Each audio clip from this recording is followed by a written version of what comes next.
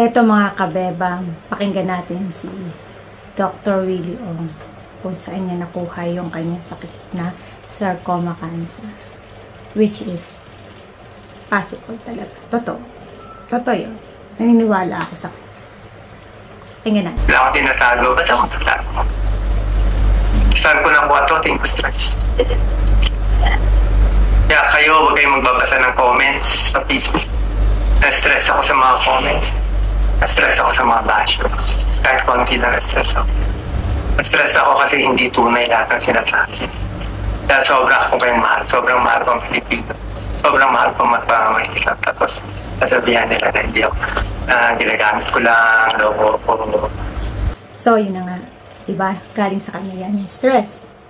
Yung mga bashers. So, once na pumasok tayo dito sa pagiging content creator, hindi ba wala ng bashers? Kaya huwag tayo masyadong pusong mamon.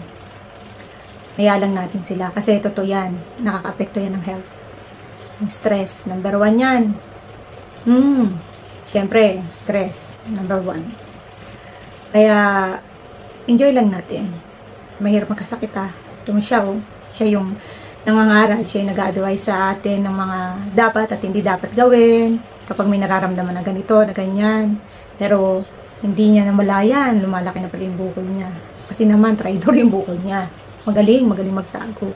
Imagine, nagtago siya sa spinal column, sa harapan, tapos sa pagitan ng puso. So, paano nga naman machi-check? Hanggang sa lumaki na lumaki, hanggang naranasan niya yung pananakit na ng likod, doon niya na lang nalaman nang magpa-test. Kasi akala niya, pagod lang siya, stress lang siya. Yun nga, pagod, hirap na nagkakaedad na. Yun ang feeling niya. Pero yung pala, meron ng kakaiba. Kaya, huwag natin baliwalain kung may kakaiba, yung asin talagang kakaiba na.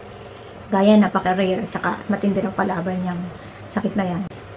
Para sa iyo, Dr. Willie Ong, sana gumaling ka. At alam ko marami ka pang matutulungan. God bless you more. Gagaling ka. Kasama ka sa prayers ko. So, yun lang mga kabebang. Hanggang sa muli. At tayo magmahalan, ha? Huwag tayo mag-bash-basheran dyan. Hindi man natin maiwasang mainis sa tao.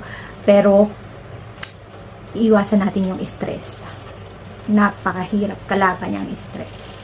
Maraming masamang naidudulot dyan sa atin. Yun lang. Bye-bye!